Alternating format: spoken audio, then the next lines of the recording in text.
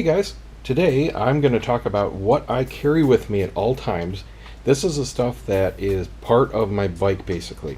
It's stuff for emergency repairs, emergency human repairs, things to just help get where we're going, or just deal with even other people's problems that you might come across on the road. But it's stuff that comes in very handy, and I've had to use some of this stuff before and other things that I've made different choices on, and I'll talk about that. But basically, this is all going underneath my seat, and I told you that you can fit a lot in there. You just have to have a little bit of creative packing. Now, because it's under my seat, I don't really have to worry too much about the weather. So I'm not doing anything excessive in how I'm storing all this stuff. If you're keeping stuff in a tank bag or a trunk bag or anything that's not totally waterproof, you might want to double bag some stuff, do things a little bit differently. But basically, this is like my bare minimum of what I suggest anybody with a bike get. Okay, and this isn't very expensive. I got everything here for about $40 from Walmart, and I'll talk about some little tricks at doing that. Most expensive thing here is this little guy here. It's a compressor, and obviously it's for inflating the tires. It's got a nice little carry case, very compact, plugs into the 12 volt source on the bike. If you don't have a 12 volt source, you can easily get one that can alligator clip on or permanently attach to your battery if you want to put in a terminal. They have adapters that can just go onto this, or you can just get a different cord. Not a big deal there. They are slow, but they're fast enough for a motorcycle. They're terrible for cars, I'll tell you that. But for motorcycles, no problem whatsoever. They will take 10, maybe 15 minutes to inflate a completely flat tire, but it gets the job done. Now, alternatively, you can use CO2 cartridges, and that's what I used to use. The problem with them is it's a one-shot deal. You might have to carry 3 or 4 of them to be sure that you can fix your problem. If you don't fix the leak right away and you use up your cartridges, you're SOL. You're dead in the water. Here you have an unlimited supply of air. You're just limited by the power in your battery and the gas in your tank. So that was a no-brainer to me. Next thing, very important, I've been stranded at night before, and having one of these little guys, it's just a triple LED headlamp, has a high and a low setting, runs on 3 little AAAs, comfy elastic headband. I used to use little pen lights, but they were a complete pain to hold when you have to use 2 hands, especially if you're alone. I've had to resort to using the LED light on my phone, and it doesn't work. Trust me. Headlamp, oh my god, huge difference. Definitely pack one of those. Multi-tool, enough said. The tools they give you stock with the bike, or most bikes, better than nothing, but that's really about the best you can say about them. Multi-tool, much more useful. All kinds of blades and screwdrivers, and of course pliers, and you can get all different kinds of them, but my suggestion is get one of the smaller ones. They're going to have all the basic tools you need, and space really is at a premium when you get to some of the bigger multi-tools. Tire repairs. Some people hate these. I absolutely love them, although I will say it really depends on what area of the country you're in. For example, my little brother had a nail. Very clean puncture, center of the tread. No problem, I said, I'll fix it. I've done these a million times, not only on my wife's and my motorcycles, but our cars over the years. I love them. Well, they're out in Arizona, and these strips in every store I went to were baked. Unusably hard. Could not get a good seal. Down here in Florida, these things are pliable. I've never had an issue. They patch wonderfully, as long as it's a clean puncture and of course in the right section of the tire to be repaired. Awesome.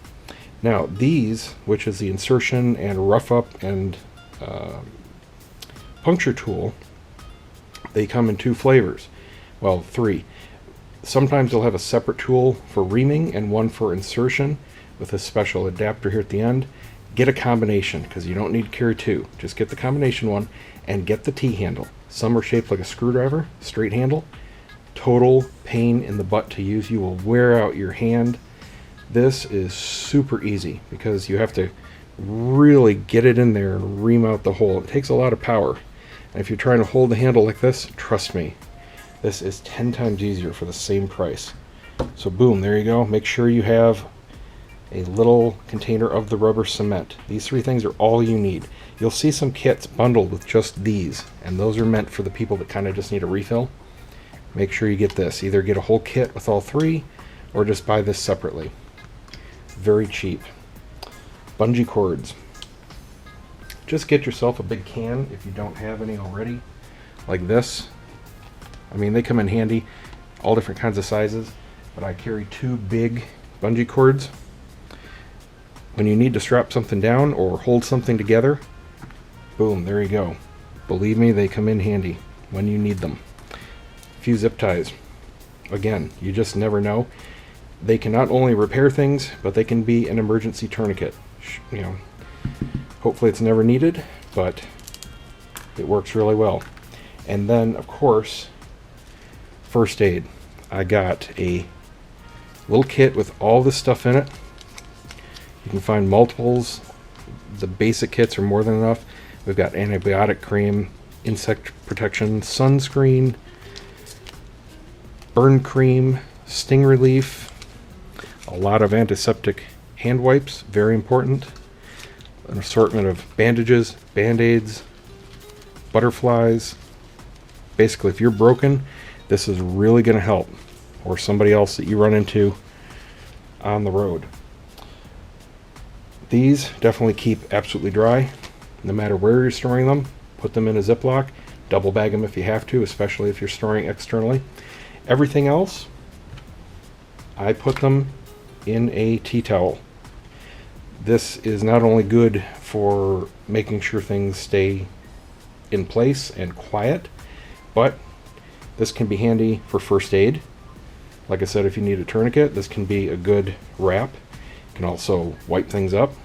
Or if you are ever trying to manipulate a part that's hot or wet, slippery, etc., it's always good to have a good solid cloth, towel, or rag to work with. So this gets packed, this will go in its case, gets packed, this just gets shoved in, everything else gets wrapped in a towel, first aid in the Ziploc, and boom, ready to go. Really simple. This was about 20 bucks. Here's a tip: get most of the stuff in the camping section. Camping section, 5 bucks. Camping section, 7 bucks. Camping section came in a little camping first aid bag, which I don't use because it's, you know, made for a belt buckle and all that. You don't need that, you just need the guts. 4 bucks. I got this separately for $1.97. This was in a kit for $2.50. I didn't have any long enough bungee cords left here, so I got a can for 9 bucks.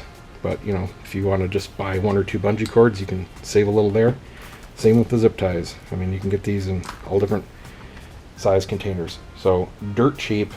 Believe me, this stuff will save your butt if you ever need it. Hopefully you never do. Just saying, you might. So there you go. Those are my tips. Thanks for watching. Give me a thumbs up. Don't forget to subscribe. Spread the word. We'll see you next time.